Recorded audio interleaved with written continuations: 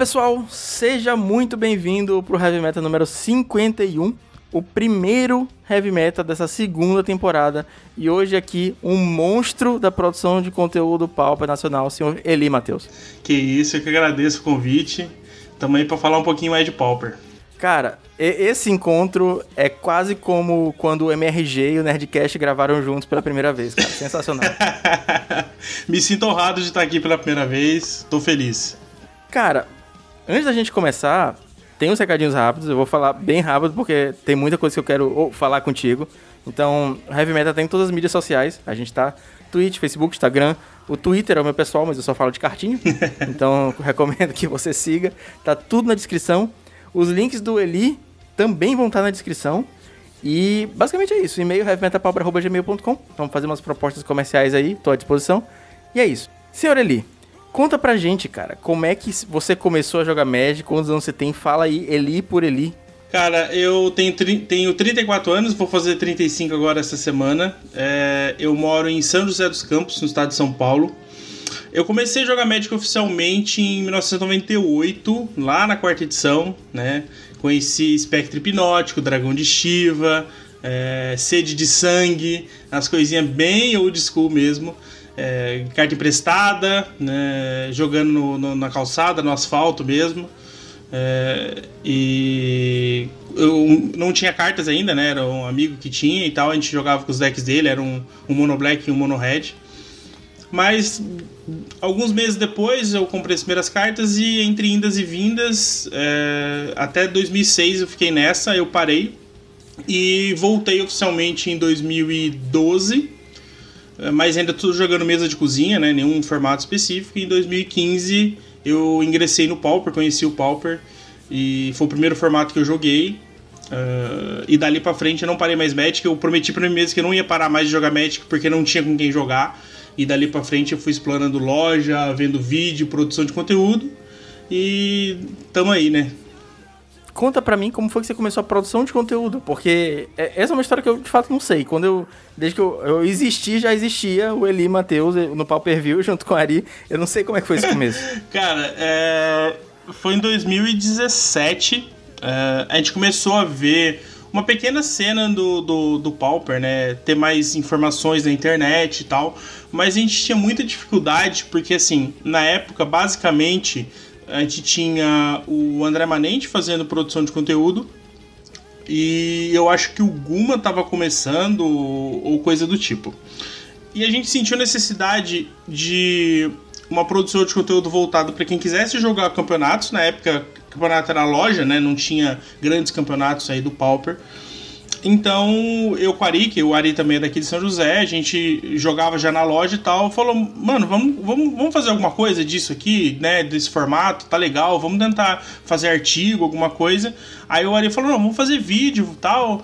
E aí a gente startou o projeto no YouTube, a gente apanhou muito porque, né, não tinha recurso ainda, não tinha microfone, fone, não tinha um computador decente para editar vídeo. Então a gente começou com artigos e logo a gente teve a ideia do podcast. Eu particularmente não escutava podcast, eu nem sabia como é que era o formato de um podcast, mas o Ari já tinha escutado alguns e o convite foi feito e a gente falou, bora, vamos pensar alguma coisa. Pensamos no nome e foi dali pra frente. Eu lembro que a primeira gravação ficou ridiculamente horrível. Na verdade o AJ também participava com a gente ainda, que era daqui de São José.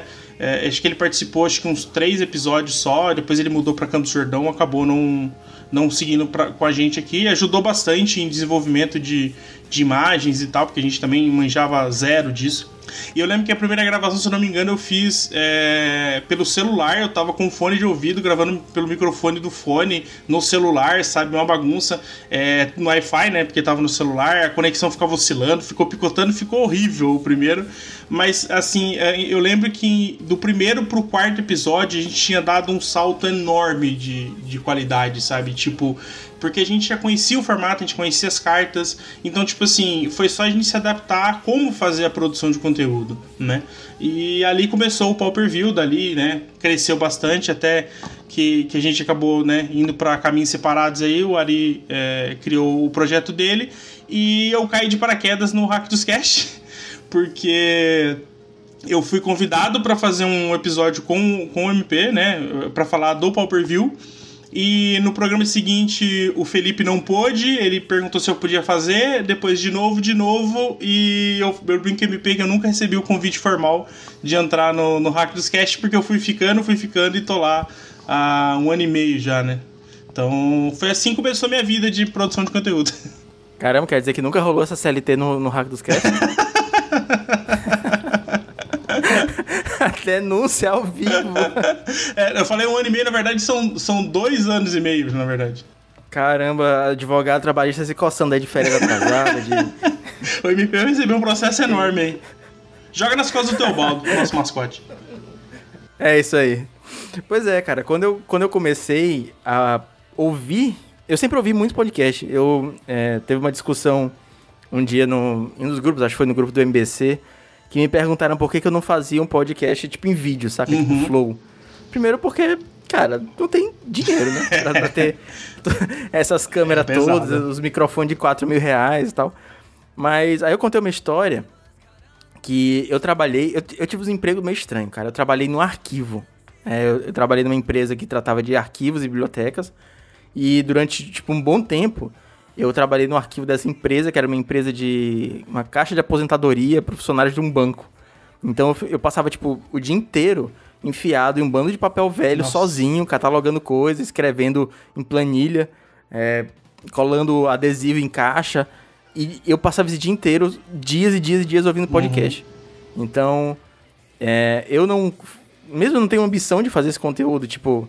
Tem gente que faz muito bem o Flow, o Farpa de Mana faz também, em vídeo... Mas eu gosto de fazer esse podcast em áudio porque, cara, eu fiquei amigo dessa galera do podcast sem saber, saca? Eu fiquei amigo do MRG, do Nerdcast, do Jogabilidade. Na época tinha o Games on the Rocks com o Caio Corraine, que eu adorava também. E quando eu comecei a jogar Magic, quando eu voltei, na verdade, em 2018, eu simplesmente consumi todo o conteúdo que existia. E quando eu comecei a consumir esse conteúdo, já existia o Pauper-View, já existia o Hack dos Cash, o MTGC também consumi bastante. Então, tipo... Sei lá, só caí de paraquedas e vocês já estavam lá. E hoje eu fico muito feliz de produzir conteúdo ao lado dessa galera que antigamente eu só consumia. Tanto você, quanto o Ari também.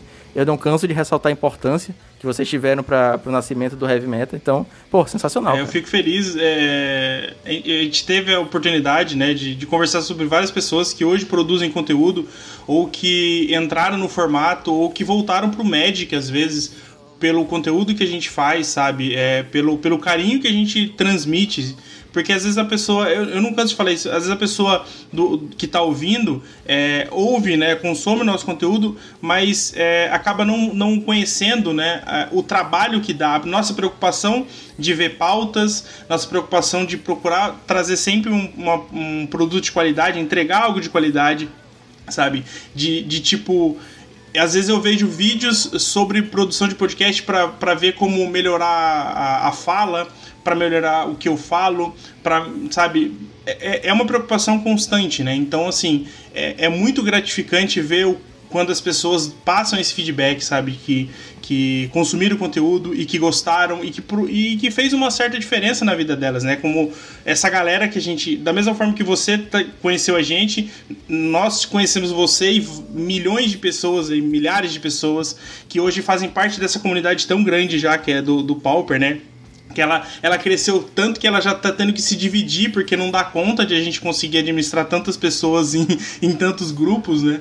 Mas a gente fica muito feliz de ter... Não vou dizer que a gente começou, mas a gente fala que quando a gente começou era só mato, né? Então a gente faz parte desse começo do Pauper no Brasil, sim.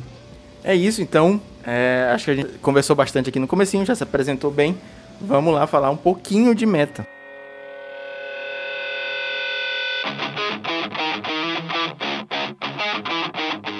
A gente tá com um probleminha essa semana. A dona Wizards não soltou as listas até agora. A gente adiou a gravação por um dia, mas ainda não tem listas. Então a nossa conversa de meta vai ser um pouquinho reduzida.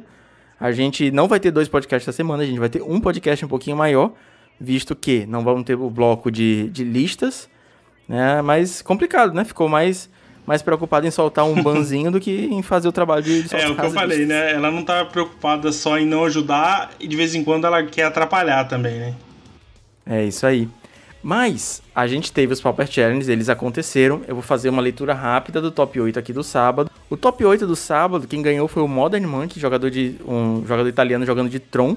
Em segundo lugar ficou os 28 de Boros Monarca. Em terceiro lugar a gente teve um Izete Fadas. Em quarto lugar o Dragon 7K de Boros Monarca. Em quinto lugar um Fogtron. Em sexto lugar o Sacred Devil de Stomp. Em sétimo lugar o Matheus Ponciano. Parabéns, senhor Matheus, pelo top 8 de Fogtron. Em oitavo lugar, o Matônico de Monarch Tron. Os decks mais jogaram foram o Fogtron com 10 cópias, o Boros Monarca e o Izete Fadas empatados em segundo lugar com 7. Em terceiro lugar, a gente teve um Jimmy Delver em um total de 58 players. E, cara, muito Tronzinho nesse top 8, né? Então, pelo menos nesse começo de formato, a gente vê que o banimento do mapa não foi tão impactante quanto a Wizards queria. Mas a gente que conhece o formato, que acompanha realmente o formato, sabe que o impacto realmente não ia ser nada disso e que o Tron ia continuar forte. Na verdade, acho que deu combustível para que os jogadores de Tron conseguissem inovar algumas coisas, na verdade, né? Então você vê que não é mais unanimidade as listas, né? E várias cartinhas ali tem se feito presente, né? Jogar com Bonder ou sem Bonder, jogar mais Temur ou jogar mais Bunt, sabe? Eu acho que essas coisas estão aparecendo e tá sendo interessante pelo menos de ver essas mudanças, né? Tomara que ele não seja opressor, né? Cara, e essa parada que você falou das listas não serem um consenso é uma coisa que a gente tá vivendo bastante na prática, né? No grupo do Tron a gente conversa bastante sobre isso. E tem lista de preordem e lista de impulso. Pra mim essa é a minha maior dúvida no momento, porque eu tô querendo atualizar o deck no papel, apesar da gente não tá jogando IRL, eu gosto de ter minha coleção atualizadinha e tal. É quase aquele fetiche, sim, né, cara? Eu toda hora fico olhando o preço das Thriving Lands pra comprar, mas aí você fica pensando, vou gastar 25 conto só nas ilhas, né, nas azuis, e nem vou usar agora, e daqui a pouco passa, mas amanhã você olha de novo e assim segue a vida. Isso. E aí, eu tô querendo comprar, além das Thriving Lands, eu tô pensando em comprar essa redundância de preordem, porque eu tenho um set que tá no UB. E, tipo, o preordem é tão caro em IRL que eu tenho o B, o R e o Monoblue, só que dá pra ter um ao mesmo tempo, né? Porque essas porras são caras. Eu acho que eu tenho 6 preordens só. Eu não lembro por que eu comprei 2 a mais, é o que às vezes me ajuda, né? Porque às vezes você, por exemplo, você vai montar algum deck que às vezes você não usa 4 preordens, você pode usar 2 e tal. Às vezes acontece de você fazer esse split aí, né? Mas realmente, o ideal era ter, principalmente das azuis, né? Acho que as azuis é as que mais sofrem com isso. Ter 2 sets de cada pra não ter que ficar tira de shield, põe shield, tira de shield, põe de shield, né? E, pois é, eu tô nessa de querer comprar uns preordens extra. Eu tô namorando muito uns preordens em japonês, que tem na Deck Master. Se o Marcelo, se você tá ouvindo isso, vamos conversar. Faça uma promoção pra mim que eu levo. Exatamente. E aí, porque, tipo, eu gosto de carta foil na pasta, mas no deck eu gosto muito de carta em outra língua, né? Em outros idiomas. Eu acho, sei lá, eu prefiro carta de outro idioma do que foil. Eu também. Inclusive, a gente tá conversando aqui, não sei se você tá ouvindo, espero que não. Você de casa e você ali, mas eu tô arrumando umas cartas aqui que chegaram no fichário, eu tô toda hora passando aqui, tô gravando podcast, arrumando a base do deck de barreiras, quase todo em japonês, cara. Lindo. Achei quase tudo numa loja, tá legal, depois eu mando uma foto aí pra vocês. Eu já gravei muito podcast embaralhando deck. Cara, é quase um tique, né? Mas voltando, a gente tá nessa dúvida das listas de Tron. E a gente tá vendo uma tendência, obviamente a gente não tem as listas desse challenge, do Modern Monkey e tudo mais. A gente pode até procurar no time dele. O Modern Monkey, salvo engano, ele tá fazendo parte do Golden Pigs, que é um time italiano, que tem também o Sigiori, tem o Adepto. Eles são bem ativos no Twitter. E a galera tá com essa tendência de não usar mais Jinrova e usar só um Rolling Thunder de main deck. Conversei com o Matheus Ponciano. Creio que ele é o jogador de Tron brasileiro que tá fazendo mais resultados. E ele tá com essa lista de jogar só com um Rolling Thunder, sem jogar com o Jinrova, tá jogando com o Jinrova do side. Ele falou que o deck ficou um pouco mais lento. E por isso, eles estão demorando mais pra fechar o jogo. Tá difícil fechar o jogo com o Jinrova.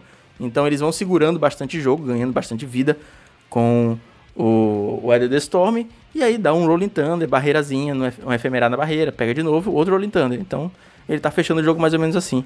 O que você acha dessas listas de Tron, cara? Você já tá testando alguma? Não testei nada ainda desse Tron novo. Eu não tenho Tron no mall, né? Então a gente vai se adaptando com o que tem. E sinceramente eu não sei se eu quero pegar tanta pool assim no mall, porque eu jogo mall porque eu não tô jogando físico. Porque se eu puder jogar físico eu não vou jogar mall. Eu não consigo gostar do... Pelo menos Pauper ainda...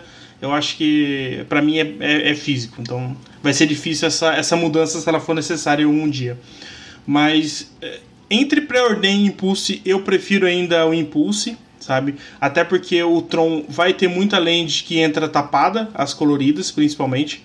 Então eu não vejo necessidade em você fazer alguma coisa no turno 1. Você pode fazer uma tap land e fazer o Impulse no passe do próximo turno. Então eu acho que é tranquilo nesse sentido. Rolling Thunder é uma carta que eu sempre gostei dela jogando físico, porque Tron tem aquela velha máxima de empatar demais, sabe? Se você não tiver muito treinado, muito certinho com as suas decisões, você vai acabar empatando, porque se você encontrar um cara que é um pouco lento, né? Ele não precisa ser muito lento, ele pode ser jogado de normal para lento, você vai acabar empatando, às vezes por culpa do seu oponente também. Então o Rolling Thunder te ajuda nesses momentos, né? Você vai lá juntar mana, rampa suas manas e tem um backup de anulação para conseguir matar o cara no Rolling Thunder. Mas no mall eu não acho tão necessário, mas eu entendo jogar. Agora, eu prefiro as listas assim, porque elas enrolam menos.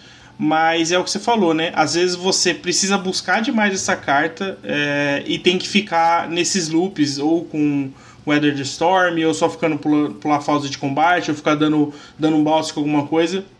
E eu, sinceramente, não gosto muito desse estilo de jogo. Mas, infelizmente, é o que o Tron tem, né? Eu ainda gosto bastante do Jinrova, eu entendo o pessoal tirar, mas eu acho que é uma carta que não tem por que ela não jogar, né, principalmente com o Cash Down, por exemplo, agora. Então às vezes você já vai ter um splash para preto, então não custa nada você ter um Jinrova.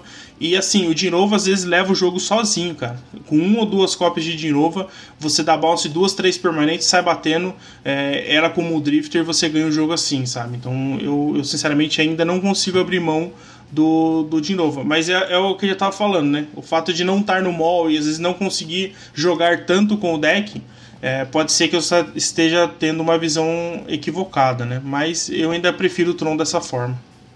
Antes de eu falar um pouquinho da minha experiência com o Tron no mall, eu concordo muito contigo nessa parte de...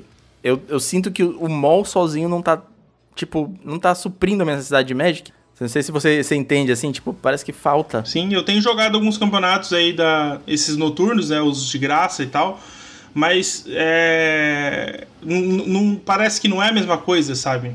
Eu peguei tanta identidade de jogar Pauper físico que, sabe... Primeiro que eu acho que é um desperdício, né? Eu vou ter que gastar 2 vezes, sendo que eu tenho aqui no armário as trocentas cartas aqui, todas empoeiradas, porque não tem como jogar. Então, às vezes me dá uma pontinha de frustração nesse sentido, sabe? Sim, entendo. Mas sobre o Tron, eu tô testando ambas as versões. Eu testei, inclusive, a lista do Matheus. As mesmas 75 que ele tava jogando. E, cara, ambas são muito boas. Eu achei o Preordain sensacional, cara. Preordain é muito gostosinho de jogar no Tron. Gostei de jogar com as ilhas, além de em pé. Eu não senti o Tron lento quando tava jogando de Preordain. Mas jogar com as lanes viradas e o Impulso, cara, o Impulso te acha as coisas bem mais rápido que o Preordain, porque ele vai muito fundo. E ele roda o deck. Então, jogou as coisas pra baixo, daqui a pouco tem outro Impulso que roda o deck de novo. Então, tem essa chance da carta acabar chegando na tua mão. Mas é aquela coisa, né? Eu sinto que eu preciso de algumas muletas pra jogar um pouquinho melhor de Tron. Eu tava jogando com o Jinrova e Rolling Thunder, porque eu não tenho a destreza mecânica de jogar muito rápido no mall. Então eu sinto que eu preciso fechar os jogos um pouco mais rápido. Às vezes tá com 13 minutos, cara, tô me fudendo aqui pra ganhar o jogo. Essa questão do Preordain, eu gosto. Eu não joguei com o Tron Preordain ainda, então assim, fica difícil de avaliar. Mas eu acho que um dos pontos, além de cavar mais com o Impulse, o fato de ser instantâneo é muito interessante. Porque quando você tá jogando contra Tron e o Tron tem mana aberta, você sempre fica com o pé atrás. Porque como ele tem um leque de opções, Então você pode estar esperando ele dar um bloco, perder a criatura para dar um Pulse of Murasa, ele pode dar um Fog, ele pode dar uma remoção pontual, ele pode só ter mana para o Impulse, sabe? Então você tem um leque ali, uma quantidade grande de opções que pode impactar o jogo do oponente simplesmente por você estar com as manas abertas, sabe? Então, se o cara se tapa ali pra fazer pré-ordem, faz alguma coisa, o seu oponente já vai jogar diferente, sabe? Então, eu gosto dessa possibilidade do Tron de influenciar bem as decisões do oponente também. Ah, isso é massa mesmo. E tem uma lista que eu queria ver, ainda não vi, que é a do Raptor, que ele tava testando um Tron com o Cast Down. E isso aí eu acho que vai ser impressionante. Sim, Cast Down é ridiculamente forte, né? Meu próximo artigo da Liga, eu falo sobre, né, Double Mass, a gente vai falar mais um pouquinho depois na sequência do programa, mas assim, Cast Down, se não me engano, mata 99,9% das criaturas do Pauper. Acho que são 7 criaturas lendárias que existem no Pauper, nenhuma joga competitivamente, né? Obviamente. Então, assim, basicamente é uma remoção incondicional, sabe? Então, cara, é muito forte isso. É muito forte.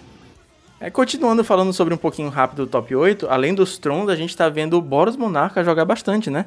E algumas listas, obviamente, novamente, Dona Wizard não liberou as listas pra gente, mas a gente tem visto circular algumas listas, tanto com splash pra preto e algumas também muito tradicionais, só colocando um bônus ali no meio. E talvez seja pra, sei lá, pré-dar o Tron, que tá um pouquinho mais lento, então, será? Eu tava pensando sobre isso, eu acho que assim, a gente tá num processo de mudança, né? Eu acho que Santuário impactou mais, o banimento do Santuário impactou mais a diversidade do metagame do que eu esperava, sabe?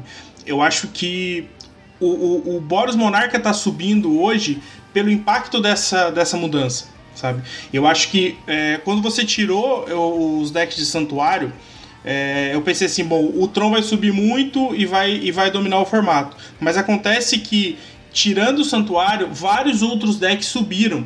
Principalmente alguns decks mais agressivos, que não conseguem competir com o card advantage que o Scred, por exemplo, gerava. Ou o Mono Blue, né? E aí o Boros começa a subir também porque ele é bom nessas partidas, sabe? Então acho que assim, tirar o Santuário, pelo menos nesse momento, trouxe um equilíbrio um pouco maior. Porque a gente volta a ter alguns deckzinhos agro, uns mid-ranges e o Tron na outra ponta, sabe? Então eu acho que tá nessa. E agora, o fato do Boros conseguir decidir a partida, mesmo sendo relativamente lento, né? Você do nada ali compra 3 burns e dá na cara do oponente, pode ser bom, porque como você disse, né? O Tron tem ficado um pouco mais lento. Ele tá usando o Bonder, então ele já tem uma curva 3 às vezes pra fazer, ele quer ficar comprando carta, e aí o Boros vai lá e consegue dominar. E o Splash pra preto, como você comentou, boa parte das listas já está com um Okiba de main deck e um Okiba de side, o que é fantástico nessa match. O Bojuka Bog voltou a aparecer bem, porque aí você tem listas com pelo menos 1 ou 2 Bojukas, aí você tem o Core Skyfisher que te dá mais um Bojuka, mais as Bounce Lands, que é uma forma de controlar. E eu acho que aí tem um outro detalhe, que Boros Monarca contra Tron no mall, o Boros não precisa ganhar. Ele só precisa ser mais rápido que o Tron, porque o Tron não vai fechar o tempo, não vai fechar o jogo dentro do tempo. Se o Boros não tiver nenhum problema de mana e coisa do tipo, se o jogo for normal, é só o Boros ser mais rápido, porque ele vai segurar o Tron dentro do tempo. Então é outro ponto que o mall faz diferença. Eu acho que essa partida é basicamente 80-20, talvez, pro Tron contra o Monarca, mas no mall já não acho que não tem essa mesma proporção por causa da questão tempo. É verdade. Eu concordo que é exatamente assim. No IRL parece muito mais fácil, mas o tempo, cara, é bizarro. Tem uma partida... Acho que a última partida que eu botei no YouTube, admito, como a gente tá fazendo 2 podcasts por semana, eu tô meio displicente com o YouTube, tá faltando um pouco de tempo. Tô dando prioridade ao produto principal, né? Mas a última partida que eu botei, acho que foi eu jogando com o Tron de Preordem.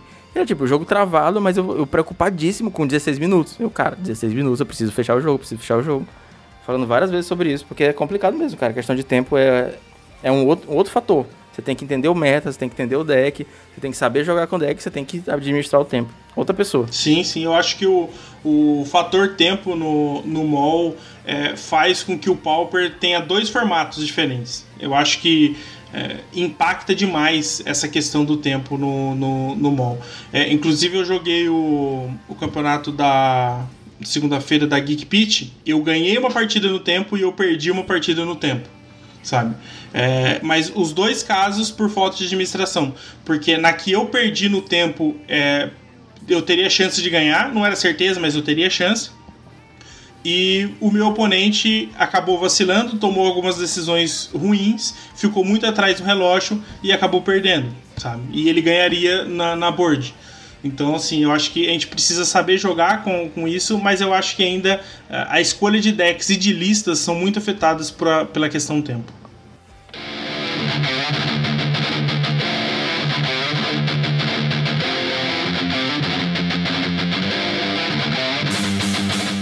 Agora, no domingo, a gente teve o metagame um pouquinho mais diversificado. O vencedor foi o Izete Fadas, o Top Grinder. Ele fez top 8 no sábado. Ele ficou em terceiro lugar. E no domingo, ele ficou em primeiro. Queria muito ver essa lista dele. Em segundo lugar, a gente teve o Boros Monarca. Em terceiro lugar, um Boros Bully. Um deckzinho que tá um pouquinho sumido. Em quarto lugar, um Dimir Delver. Em 5 lugar, o Xandinho, o senhor Alexandre Weber, de Mono Black Control, com uma lista muito diferenciada. Essa aí a gente tem acesso mais pra frente. Em sexto lugar, o Matônica, novamente, de Monarch Tron, que não tá mais nem jogando com o Monarca. Em sétimo lugar, o Gotelicious de Boros Monarca.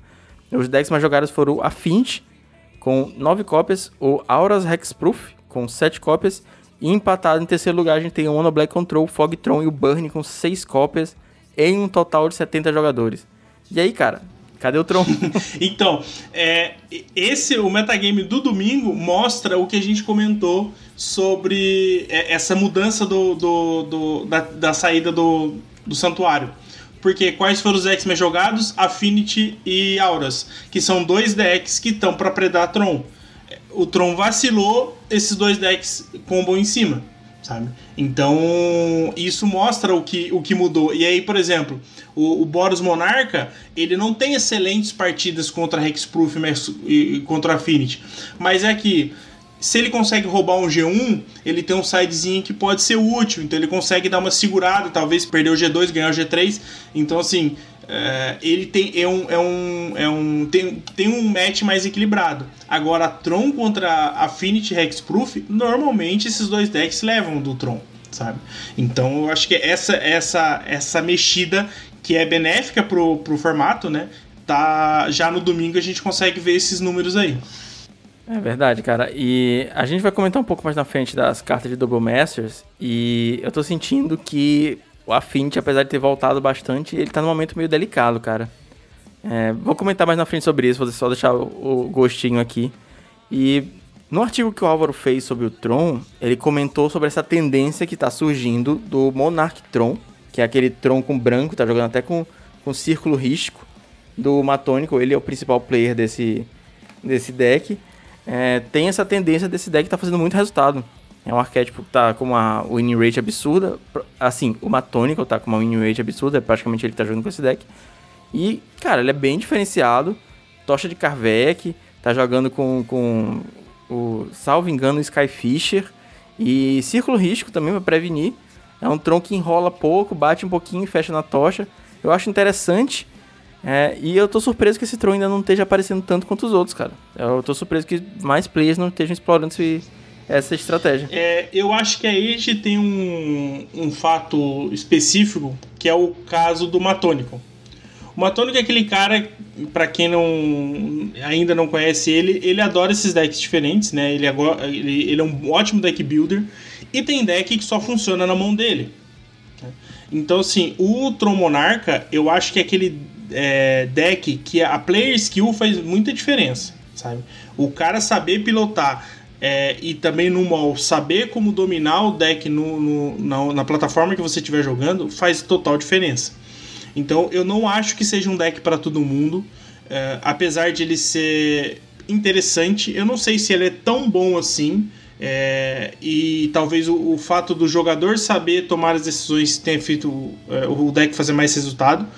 Mas eu concordo que talvez ele tenha campo para dar uma explorada, porque Mystic Circle é uma carta forte, é uma carta que, infelizmente, ela oferece um tipo de jogo que normalmente não se gosta, mas o legal é que esse deck em si, ele não é tão chato quanto um Tron normal. Chato no sentido de ficar enrolando, dando fog, etc, etc, sabe? Ele faz criaturas, compra cartas, carta de vantage, e se bobeou, toma uma tocha na cara. Então ele tem essa pegada que eu acho que acaba não sendo pra todo mundo, porque ele não é um Boros e ele não é um Tron convencional, sabe? Ele tá ali no meio termo, e eu acho que às vezes não é jogador que pilote já esses dois tipos de decks que consegue se habituar a esse tipo de estratégia, né? E eu acho que uma lista que a gente pode comentar hoje é a lista do Alexandre Weber. Ele fez top 8, primeiro top 8 da carreira dele, de Mono Black Control. E, cara, é uma lista muito diferente. Diferente de tudo que a gente viu até hoje de Mono Black Control. A gente tem várias versões de Mono Black no Pauper. Inclusive, teve essa conversa no grupo de Facebook. A gente tem o Mono Black Suicide, Mono Black Zombies, Mono Black Control, Corrupt Control, Mono Black Ponza. Tem versões, tem muitas. E agora o Alexandre trouxe mais uma, que ele chama de Mono Black Okiba, eu apelidei de Mono Black Urubu. Porque tá jogando... no meu mal tá escrito assim, MBC, Iven Weber, Iven Urubu. É assim que tá. Ele tá com essa versão que tá jogando sem nenhum edito. Ele tá jogando com 2 edits no side. E é tipo Faricas Libation. Não é nem um edit de Channel, um Gads verde, que são os mais comuns. Ele tá jogando cheio de Spot Removal, 4 Defiles, 3 Cash Down, 3 Knockout. Tá jogando com 1 Spinning Darkness e 3 Torn of the Black Rose, Chittering Heads e com Bad Witches. E novidade também, além do Cash Down, é o Bone Picker, né? O Zé Corubu, que chegou agora no Pauper. E, cara, a lista tá impressionante, bicho. Tá impressionante. Ele faz o Zé Corubu rapidinho, tem as Spot Remove, vai batendo, mete o Monarca, o Okiba. Ele comentou isso em live, que a ideia é soltar o Okiba o mais rápido possível. Tem 2 Okiba na lista. Então ele devolve o Zé Corubu, que desce rápido, devolve o Fresking Rage, que compra a carta, o Chittering Head, que atrapalha. Pô, eu tô gostando bastante, cara. Achei uma inovação, como há muito tempo a gente não viu no Mono Black. Realmente, o Alex, primeiro, um abraço aí, e é ótimo vendo o Weber fazendo um ótimo resultado aí, mas, né, o que é um challenge pra quem já é tricampeão nacional, né? Então, não tem como comparar, né? Mas, assim, sobre a lista, primeiro que ela tem um pouquinho de metacall, né? Porque a gente sabe que, por exemplo, decks que não iriam sofrer para spot removal, como o Boggles principalmente, não jogaram tanto, não estão jogando tanto, apesar de que no domingo a gente tinha 7 cópias. Então o jogo não seria muito fácil se ele enfrentasse... Eu não vi quais foram as matches dele. Ele enfrentou algum Auras? Não sei também, cara. No top 8, parece que ele perdeu pra UR de 2-0. Ele comentou no grupo, mas passou despercebido. Acho que não teve Auras. Porque eu acho que seria uma partida bem complicada pra ele de Auras, por mais que você tivesse alguns mass remove aí, Crypt Hats e tal, você conseguiria lidar. Até o próprio Kiba poderia ser relativamente bom, né? Se você conseguir fazer ele cedo, né? Você dá uma minada na mão do oponente. Mas ele iria sofrer porque ele não ia conseguir remover nada, né? E também os encantamentos, o preto só tem o Farika, então acaba que não ia resolver muito. Mas contra os outros ele passeia, né? Porque se a gente for pensar, o Edito tá ali porque você quer realmente pegar algumas criaturas, inclusive as do Auras, mas esses Spot Removal do preto dão um show, né? O Cash Down agora, a Vítima da Noite, se você quiser usar. E você alia isso a criaturas como o Bone Picker, que é um monstro, né? Esse urubu aí é uma das melhores cartas que o Pauper já viu, né? Porque dá pra comparar ele com o Delver, né? Você é basicamente um Delver do preto, né? Você pode fazer ele por uma mana aí. Então realmente ele é bem forte. Na verdade, se for parar pra pensar, às vezes é até mais fácil de fazer o Bone Picker do que o Delver flipado, né? É mais fácil você matar um bicho. E aí tem o Snuffle, né, que aí meio que faz um combo aí com o Bonnie Picker, Defile, que já é padrão, é uma emoção ridiculamente boa também.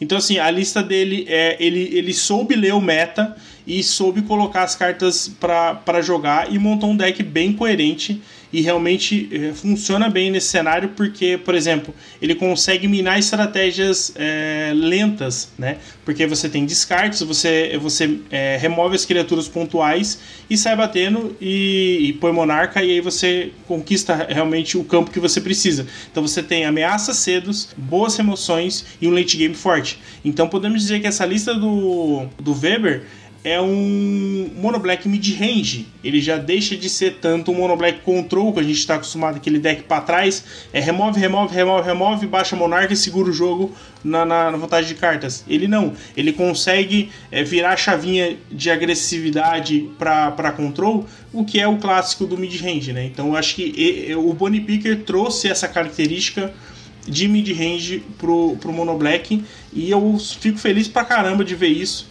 porque depois de jogar com Rito Torrent, talvez essa seja uma das listas mais legais que a gente vai ver do Mono Black aí. É isso aí, parabéns, senhor Weber, mais uma vez. Eu vou deixar linkado na descrição que tem... ainda não tem os vídeos do challenge, não sei se o Weber gravou, mas ele tem uma liga jogando com esse deck, com essa lista, tá no canal dele, vou deixar linkado na descrição, caso você queira acompanhar os gameplays aí. E, como a gente tá falando tanto de Urubu, tanto de Cashdown, vamos começar a falar das melhores cartas de Double Masters pro Pauper, essa coleção tão polêmica aí para todos os outros formatos, mas como a gente tá aqui na ponta da edição, a gente tá bem feliz com o que veio.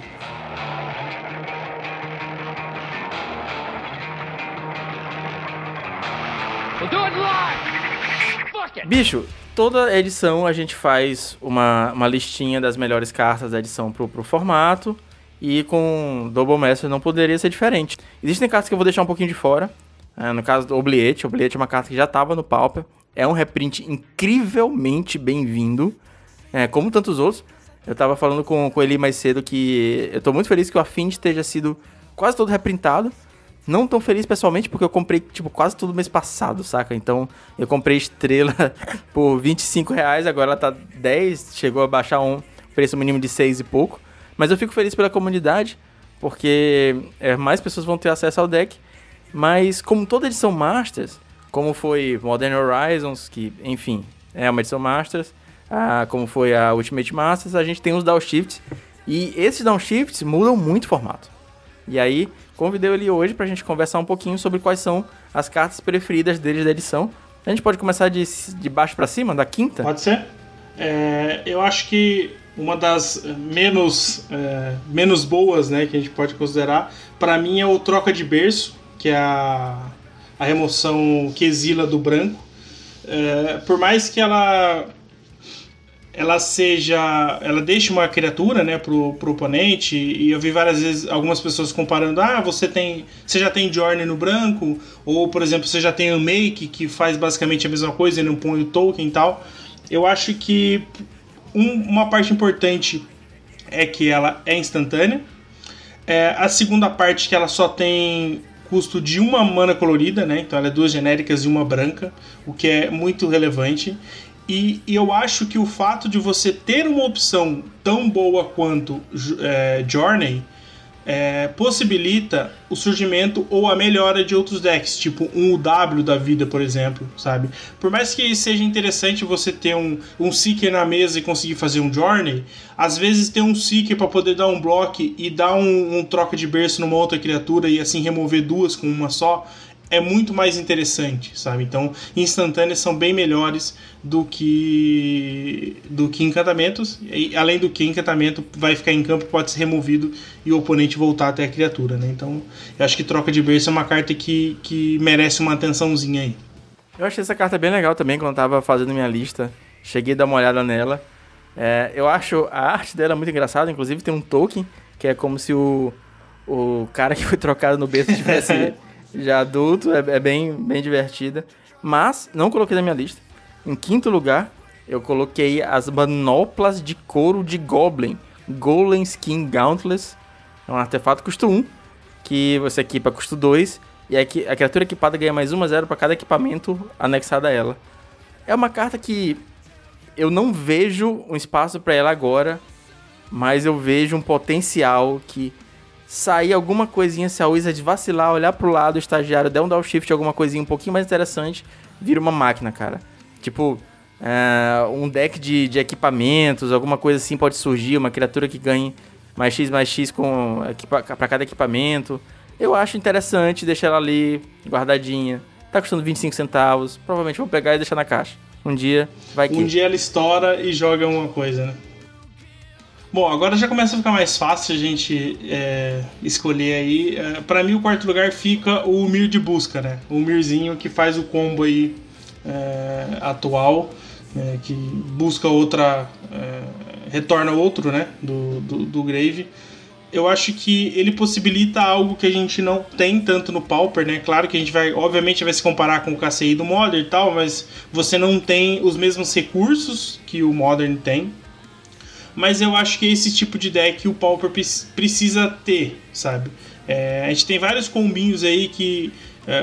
a barreira tem um certo combo, né? Apesar de ser mais um ramp do que um combo. Você tem o combo do Cycling, que é relativamente consistente. Mas eu acho que esse tipo de combo a gente precisava ver jogar, sabe? Para poder mexer realmente no metagame, porque assim... não vai ser Tron que vai conseguir ganhar, não vai ser mid-range que vai conseguir ganhar sempre, sabe? Então eu acho que o Mir de busca pode oferecer algo pro metagame aí que a gente não tem ainda. No meu quarto lugar também ficou o Mir de busca, cara. eu tenho quase certeza que as próximas cartas nossas vão ser iguais. Talvez não na mesma ordem, mas... Talvez o segundo e terceiro lugar mude, eu acho que o primeiro vai ser igual. Mas o Mir, cara, eu acho ele super interessante, porque ele dá possibilidades. É a mesma coisa do Golem em skin Gauntlet, só que tipo 10 níveis acima. Já existe deck de combo com essa carta. O Caleb, inclusive hoje, no dia da gravação, a gente tá gravando na terça-feira, dia 4. O Caleb já postou um vídeo com deck de combo. Existem outros também, inclusive com aquele tremor de impacto, quando uma criatura entra em jogo causa de dano. Tem o discípulo da Câmara também, quando um artefato sai de jogo causa de dano. O do Caleb não joga com nenhum deles, é uma outra build. Provavelmente não é a lista mais otimizada. Ainda vão surgir novas builds, inclusive do Caleb, ele é um cara que manja muito de fazer deck de combo. Mas eu gosto da possibilidade que essa carta traz. Eu gosto de existir combos. Eu gosto que a gente não encontre 5, 6 decks sempre, quando vai aparecer no challenge. Então... Mir de busca em quarto lugar. Começando no terceiro lugar, vou falar logo. Zekurubu. Sensacional, adorei o Zekurubu. É uma carta, o Delver preto, 3/2, voar, Death Touch. Uma carta que traz uma possibilidade defensiva incrível, uma carta que traz uma possibilidade ofensiva incrível. Entra de primeiro turno se vacilar, com o Snuff Outzinho. Entra rápido, tipo, defende os Delvers, defende as fadas. Uma bruxinha mata uma besteira do cara, tu baixa o Zekurubu, ou como também estão chamando no Twitter, o velho da Havan, por uma mana. E, cara, fora os memes, a carta é muito boa, cara. Sim, realmente, esse é o meu terceiro lugar também. Eu acho que por pouco ele não seria o primeiro lugar, mas realmente, a comparação com o Delver é inevitável, né? Até por ser 3/2 e voar, mas...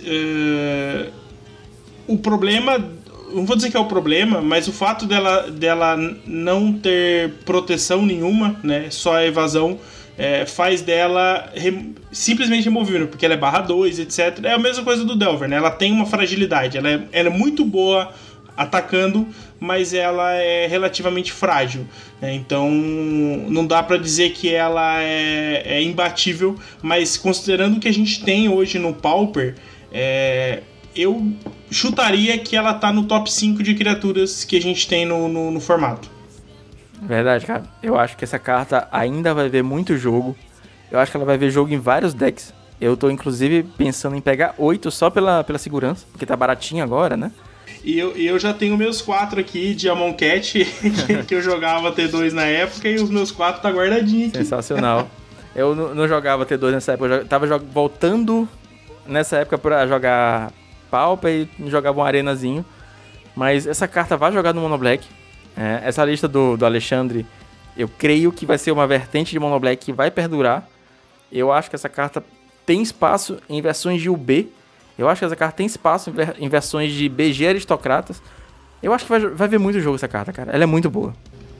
Sim, eu acho que o melhor dela é, primeiro, que ela é só uma mana preta, né? Então ela é facilmente splashável em decks que o preto não é necessariamente a cor principal do deck. E o que você disse de vários decks, essa flexibilidade, essa expansão que ela cria, que ela possibilita para que outros decks possam ficar melhores. Porque, por exemplo, por que o BG não é forte o suficiente? Porque depende muito da agressividade do Putrid Elite. E dificilmente você consegue impor uma condição de que você ganha só com ele, sabe? Porque ele é removido, fica difícil depois de você lidar. E a partir de agora você tem uma segunda ameaça e relativamente boa, sabe? Com evasão, que é um ótimo bloco se você precisar bloquear um bichão. Então, assim, realmente ela te possibilita dar um upgrade em alguns decks e realmente eu acho que o metagame vai ficar bem melhor com ela mesmo. Cara, o segundo lugar tá bem difícil, mas o meu segundo lugar fica com a Braid, porque eu gosto demais dessa carta, sabe? Ah, mas raio é melhor, Ancient Grudge é melhor. A grande questão do Abrade ela tem os dois, sabe? Entendo que a Abrade é uma carta que ela joga Modern, ela joga Pioneer, ela já apareceu até no Legacy. Mas é uma carta simples. Sim, o grande ponto dela é versatilidade. O fato de você poder fazer duas coisas com uma carta só é excepcional. Por mais que agora não se veja tanto e talvez ela não seja tão importante no Pauper, mas o fato dela ter recebido o downgrade pro Pauper pode ter sido uma vírgula, algo que pode estar mudando na concepção da Wizards em relação... Até queria, depois que a gente acabar a lista, eu falo um pouquinho sobre isso. Mas eu acho que a gente pode estar vendo uma mudança no desenvolvimento de cartas ou no estudo que o formato está tendo para as cartas que vão baixar pro formato. Então eu acho que Cash Down, Abrade, Bonnie Picker pode ser o começo de algo fenomenal pro formato. E o meu segundo lugar também é Abrade, cara. Então... Bom, então a gente empatou na porque o primeiro tá óbvio, né? Do quarto pra cima foi tudo igual. Eu gosto muito do Abrade, como você falou, pela versatilidade. É uma carta que ela joga contra os principais decks do formato. Ela vai jogar contra o Tron, ela vai... Se você tiver com essa carta, se estiver jogando contra o Tron, você tem muitos alvos. O 3 de dano vai matar um Muldrifter que vai levar um Ephemerate. Você vai... o Destruição de Artefato vai matar um Bonder, você vai matar um Prisma. O Tron, eu vi o Rampius jogando com essa carta no main deck no Tron dele, cara. Se você estiver jogando contra um Boros, ela vai destruir terreno, ela vai destruir Prisma, ela vai destruir Bonders, ela vai matar o Skyfisher, vai matar as outras Pipiras. Cara, ela é uma carta sensacional. Se estiver jogando contra o Delver, ela mata o Delver, ela mata uma fada instantânea. O cara dá aquela Spellstuterzinho pra anular uma coisa? Não, instantânea, mata o Spellstuter. Perdeu sua fada. Cara, eu digo pra você que eu adoro Boros, né? Sempre joguei de Boros. E assim, ela é tão boa que ela me faz pensar até na possibilidade de ou eu abrir espaço pra jogar com ela e 4 raios, ou até tirar um raio pra ter uma dela no main deck. Eu acho que o caminho é esse aí, cara. Eu acho que a Braid, umazinha vai entrar. Aquilo que eu tava falando, que o Affinity foi reprintado quase todo nessa coleção, mas eles reprintaram respostas absurdas. Uma delas é a Braid, cara. Destrói o Mirror Force, saca? Um bicho que começa a botar uma pressão cedo e você com 2 manas instantâneas destrói o Mirror Force. Destrói, às vezes, um terreno da Affinity. Obviamente, como você falou, tem sides melhores. Tem o Ancient Grudge que faz um 2x1. Tem o Shenanigans que às vezes faz 1 milhão por 1. Mas é uma carta que é versátil. Você vai botar ela ali, ela não vai ser morta em momento nenhum. Todo deck tem uma criatura de resistência 3 que você quer matar. Sim, ela é um side de main deck, gente. Entendam isso. É uma carta de side, com poder de side no seu game 1, cara. Então você imagina poder ganhar o jogo de um Affinity porque ele manteve uma mão de 2 terrenos e no seu turno 2 você destruiu o segundo terreno dele, cara. E não é difícil, não. Olha o potencial disso. A Braid é uma cartinha que também tá na lista de compras aqui. Muito chateado com essa greve dos Correios que vai ter agora em agosto, porque vai atrasar tudo. Apesar de não estar rolando, Magic RL e tudo mais, é sempre bom ter a coleção. E é mais uma que tá aqui, meu setzinho de Hora da Devastação. Essa aí eu fico chateado porque eu tinha uma história, vamos lá, um insight da vida do Fernando.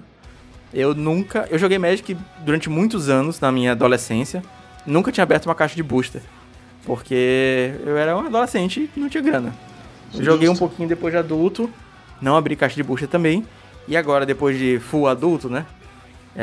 Eu não acho que faz tanto sentido abrir uma caixa de booster porque joga Pauper. Então, justo. Chegamos ao ponto que nunca abri uma caixa de booster. E eu tava tendo essa conversa com a minha esposa e eu acabei que eu ganhei uma caixa de booster de Natal. Acho que foi ano passado, foi 2018 para 2019. Eu ganhei uma caixa de booster de Hora da Devastação. E eu tenho um vídeo que eu nunca publiquei de eu abrindo essa caixa de booster, olhando booster por booster. Foi bem legal, cara. A gente fez um draft com os amigos, com a caixa de booster. Eu vendi muita carta. Eu montei deck Pauper com carta que eu vendi. E eu tenho muita carta também por causa disso. Por exemplo, Tragic Lesson, que até a semana passada tava jogando horrores, eu tinha de Hora da Devastação. Mas a Braid eu vendi. Tava caro, vendi. E agora não tem mais. Na época que ela jogava T2 e tal, ela tava cara mesmo. Isso aí. Cede, mas tive que vender pra montar. Na época eu montei meu BW Pestilência todinho com essa caixa, cara. Faz parte, pô. Garanto que valeu mais a pena. Agora a Braid tá barato, pode pegar de volta. Exatamente. E o primeiro lugar, a gente tem um Cast Down. Acho que é a mesma carta de ambas as listas. É uma remoção incrível. Na minha opinião, é a melhor remoção do formato, porque por mais que a gente tenha Terminate, que mata qualquer coisa, inclusive o Guardian do Guild Pact. O Cast Down não é mata de boia, né? Terminate mata de boia. Exatamente, mas o Cast Down não é duas cores. E é facilmente splashável. Tá rolando em todos os decks. Eu acho que vai jogar no Tron, vai jogar no Boros, vai jogar no UB, vai jogar no BG. Vai jogar... Cara, é uma carta absurda. E eu tenho uma opinião polêmica de que não precisava. Não precisar. Então, mas aí o que eu penso de Cast Down? Eu concordo totalmente com você, 100%. É uma carta fantástica. Eu acho que provavelmente se não é a melhor, ela tá nas 3 melhores pra não dar briga, sabe? Realmente é muito forte. Facilmente splashável. Um outro ponto, ela é preta. Mas cara, isso é fantástico, porque assim, o preto tem essa pegada de remoção, né, de controle, etc. Então, tipo assim, você tranquilamente splasha ali 2 pântanos e coloca uma FET lá, você consegue ter o seu Cast Down. Então, realmente faz muito. Agora, precisava? Vou dizer pra você, não precisava. Eu concordo com você, não a gente tava precisando de uma remoção. Você quer Cast Down ou você quer algum terreno quente desvirado pra facilitar decks agro de 2 cores? Obviamente eu quero o terreno, isso é fato. Mas eu acho que, como eu disse, eu acredito que o desenvolvimento tá começando a fazer diferença aqui, sabe? Até posso fazer um jabazinho aqui, ô Portelado? Claro, fica à vontade. Essa semana vai sair, dependendo do dia que você estiver ouvindo esse podcast, o artigo meu da Liga já saiu, tá? E eu faço análise das cartas de Double Master, inclusive algumas que a gente tem conversado aqui. E o ponto que eu falo lá, e até gostaria de mais pessoas falarem sobre isso, o Double Master pra mim marca uma mudança de conceito que a Wizards falou no passado e que agora a gente tá vendo em prática, sabe? Porque Double Masters, essas cartas talvez não sejam as melhores e tal, mas pra mim, o Double Master é a melhor coleção que o Pauper já viu, sabe? por mais que as cartas não sejam todas as melhores, a quantidade não seja estupenda, mas assim, a quantidade de cartas jogáveis que entraram, por mais que elas não sejam de deck tier 1, elas têm potencial para melhorar, isso é fato. E o detalhe, isso são downgrades, não são de cartas novas. Isso que é o importante. Então eu não lembro exatamente quantas cartas que foram, eu vou chutar, eu acho que foram 15 ou 16 cartas que vieram de downgrade. Isso é bastante pro Pauper. 25, obrigado. Então, imagina que são 25 cartas novas que estão saindo numa coleção que o foco não é Pauper. Isso é uma mudança, sabe? Então eu espero que na próxima coleção Master tenha mais, porque isso também mostra pra mim que T2 não vai ter carta pro Pauper. E se ela sair, vai ser quebrada e provavelmente vai ser banida. Vide Santuário Místico, sabe? Então a gente tem que esperar que edições dessas, como Commander Legends vai ser agora no final do ano. Então assim, essas coleções que são pro Pauper, né? Então eu acho que Cast Down é um exemplo disso. É um reflexo do que as coisas podem estar mudando para que a gente tenha melhor condição. Mas ele também mostra que talvez o arquétipo mid-range control seja o mais favorecido, né? Seja o tipo de jogo que a Wizards quer pro formato, porque ela acaba fazendo isso, né? Ela vai moldando algumas coisas e vai criando a forma como é que o formato vai andar. O fato de não ter uma land uma land boa, por exemplo, algum ciclo, alguma coisa, mostra que provavelmente a gente não vai ter nenhum tipo de dual ou similares que possibilitem deck agro de 2 cores, né? Então a gente vai ter que se adaptando com isso que vai saindo e espero que venham mais por aí, né? O meu ponto com Cast Down é que, novamente falando um pouco do Affinity, tem uma partida que era bem disputada com o Affinity antes, que era o UB, Affinity versus UB. E agora, com o Cast Down, desequilibrou bastante. Porque, assim, o UB tem o Gurmag, que bate pra cima de tudo do Affinity, menos da Cobra. E aí, cada snuff out que você dava era, cara, um Galvanic que você tomava na sua cara mesmo. Então, às vezes, o oponente dava um snuff out num bicho meu, eu nem me incomodava. Ok, você pegou 4 de dano aí, que tá me ajudando com se dando esse Galvanic. E o Cast Down não, cara. O Cast Down, ele tá tornando essas partidas um pouquinho, eu acho, desequilibradas. Assim, essa match, que era uma match que eu considerava 50-50, na minha experiência pessoal, agora eu tô achando bem mais complicada. No lugar do B. O B tá muito forte, cara. Tá muito forte. Você tirou, tipo, uma remoção condicional, tipo, na mesma curva, o Echo in Decay, e colocou um Cast Down, que mata qualquer coisa, e não só com a resistência 2. Eu fico muito feliz de estar vindo cartas pro Pauper, e eu quero compartilhar do seu otimismo. Vou tentar levantar essa bandeira de que tudo isso é parte de um plano maior. Porque, assim, historicamente a Wizard solta uma bomba no formato, o formato muda, tipo, foi foil, e aí foda-se, depois tem um ban. Então, eu quero ter esse otimismo de que estão chegando novos áreas pro Pauper e eventualmente a gente vai ter um power level ainda maior, porque, porra, a Braid e Cast Down foram... E Bonnie Picker também, né? É um nível um pouquinho abaixo, mas o Bonnie Picker, o Cast Down e a Braid são cartas incríveis. Assim, pra mim, cara, que nem... É nível de efemerar, saca? É nível de efemerar quase lá com o Astrolabe. O Cast Down é muito forte mesmo. Sim, eu concordo. O power level de Cast Down é ridículo. Mas o que eu vejo é que talvez você comece a ter, ou pelo menos eles comecem a buscar um maior equilíbrio da Color Pie, sabe? Então, por exemplo, nós falamos de várias emoções, né? Cast Down, a Braid, o troca de berço. Você vê que o leque está começando a ampliar, sabe? Eu acho que talvez o verde e o branco tenha ficado um pouquinho para trás nesse cenário, né? Azul já é potencialmente muito forte e o preto e o vermelho também estão melhorando, né? Mas eu vejo algumas coisas, por exemplo, se a gente vê algumas análises de metagame e tal, você vê que talvez eles estejam querendo estruturar arquétipos da Color Pie, sabe? Então, por exemplo, o preto precisa de uma remoção incondicional para conseguir lidar, sabe? Então eu acho que pode ser excesso de otimismo da minha parte, pode ser que daqui um ano eu esteja aqui de volta, esteja falando que o Pauper tá uma porcaria porque não vem mais nada. Pode acontecer. Infelizmente a Wizards às vezes nos frustra, né? Mas eu quero acreditar realmente que o Double Masters é o começo de algo melhor que a gente vai ter pro formato.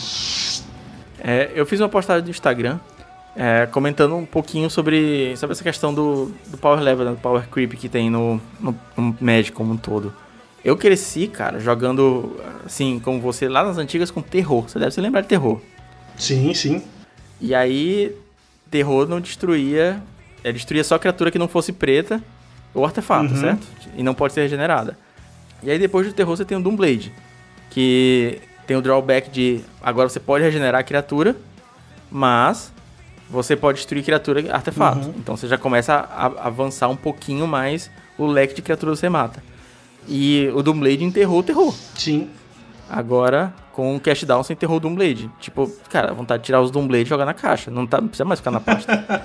Então, Aí agora a gente quer saber, né? Porque, assim, é uma coisa que a gente tava até conversando no Twitter, é legal ver tua opinião também, que os formatos eternos não estão mais tão eternos assim. Eles estão sofrendo uma rotação por causa de Power Creep, né? Então, agora, tipo, ok, eu tinha meu setzinho de Doomblade bonitinho aqui, Doombladezinha japonesa, agora não, tem que comprar Cast Down. Não precisa mais usar Doomblade. Sim, mas aí eu te digo, a gente tem dois lados para avaliar. Por exemplo, essa questão do Power Creep, o Legacy sofre disso. Tem sofrido bastante disso. De Kaladesh pra frente a coisa começou a ficar meio degenerada, mas a galera que a gente conversa sobre o formato disse que acho que os últimos 2 ou 3 anos, pelo menos, a cada 6 meses estava tendo uma rotação. Por um formato que ficou 20 anos basicamente estável, você ter isso é impensável. E se a gente for pensar pelo lado da empresa, ela quer realmente vender cartinha. Então, se ela tem alguma forma de influenciar isso, lançar coleções que façam as pessoas comprar essas cartas de alguma forma. Então, por exemplo, será que talvez ela não pensou isso pro Pauper? Mas Pauper não dá dinheiro, Pauper não isso, não aquilo. Cara, vai todo mundo comprar essas cartinhas agora, sabe? Aí você vai falar assim, mas essas cartas já estão no mercado, a Wizards não tá ganhando dinheiro com isso, ok, beleza. A Wizards talvez não esteja ganhando dinheiro diretamente, mas ela tá ajudando a loja, não tá? Você não vai comprar essa carta na loja? Sim. Se a loja vai ter mais dinheiro, ela vai se manter aberta. Se ela se mantém aberta, ela consegue comprar mais produtos para outros formatos. Quem sabe não foi essa estratégia que eles estão vendo agora. Então, assim, eu acho que é cedo pra gente poder dizer isso, mas que fato eu espero que essas edições Masters, aliás, eu imagino que essas edições Masters possam trazer essa sacudida pro formato, provavelmente anualmente, né? Jogando aí pelo menos umas 10 ou 15 cartas com potencial para jogar no formato. Vai ser bom ou ruim? Não sei, mas vai ser algo novo que talvez a gente possa absorver isso aí e ir aprendendo, né? E cada vez mais evoluindo e criando um formato um pouco mais forte, né? Que consiga se adaptar melhor a algumas situações aí. É isso aí. É que nem você falou, uma coisa que desse discurso que eu tirei muito mais ou menos uma vez por ano, eu acho super interessante. Mas eu não acho justo que um formato eterno tenha que ter rotação a cada 3 meses com um produto novo. Sim, não, então, isso é impensável. Até porque, por exemplo, no Pauper nós estamos falando que você monta um deck com 300, 400 reais e o Legacy você vai gastar, sei lá, 5 mil pelo menos, sabe? Então, assim, são proporções astronômicas. Eu tô falando 5 mil e eu tô falando barato, né? Porque se o deck tiver muita Fat Land ou de Dual, você vai gastar mais de 5 mil só com base de mana, né? Então é algo completamente diferente. Então tem que guardar as devidas proporções para esse tipo de avaliação também, né? Então, senhores, a gente está finalizando essa parte do Heavy Meta nesse tom de questionamento. Eu convido você que está ouvindo aí a comentar o que você acha, o que você está achando dessas inovações, do aumento do Power Level. É uma coisa que a gente sempre pede, a gente quer cartas fortes, mas vamos com calma. Sim, sim. Então, comenta no Twitter, comenta no Facebook, comenta pra gente no Instagram, no YouTube, onde você estiver acompanhando o podcast. E os links do Eli, o link do artigo dele assim que for lançado, eu vou colocar mesmo que retroativamente na descrição do podcast. Então se você está ouvindo isso no futuro, pode chegar lá que já tá tudo lá. E final de Heavy Meta tem indicação de metal. Bora lá.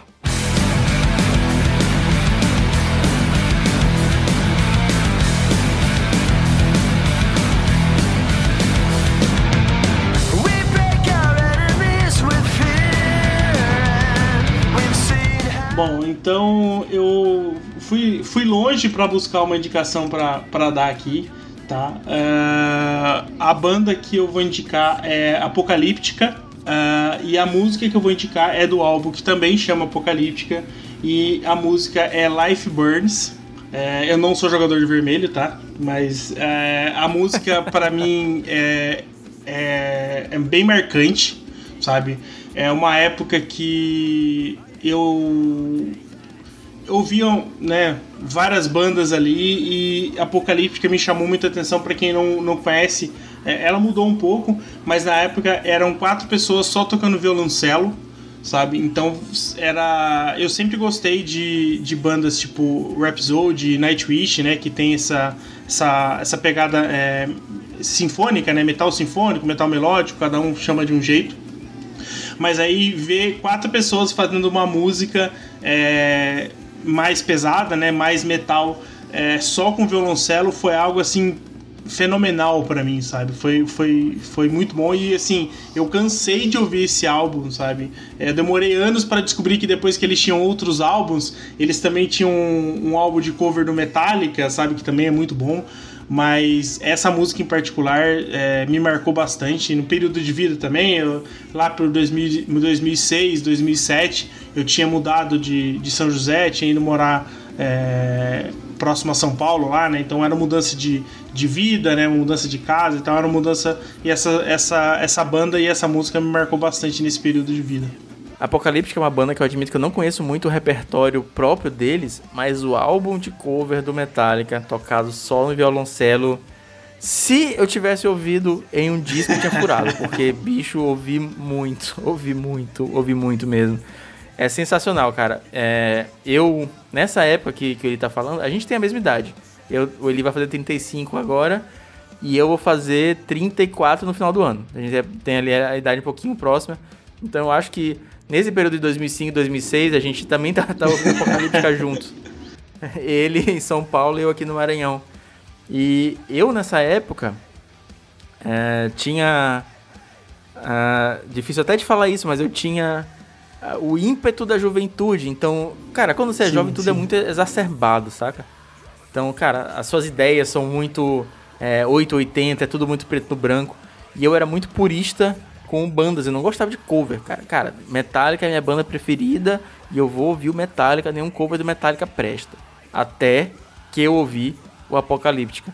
E eu fiquei apaixonado e foi, obviamente, uma banda e um álbum que ajudou a abrir um pouco minha cabeça. E, obviamente, tem hoje música que eu prefiro no cover do que na banda original. Eu entendo que existem versões e visões. E é um recado pra todo mundo e pro Fernando do passado também. A gente sempre se comunica.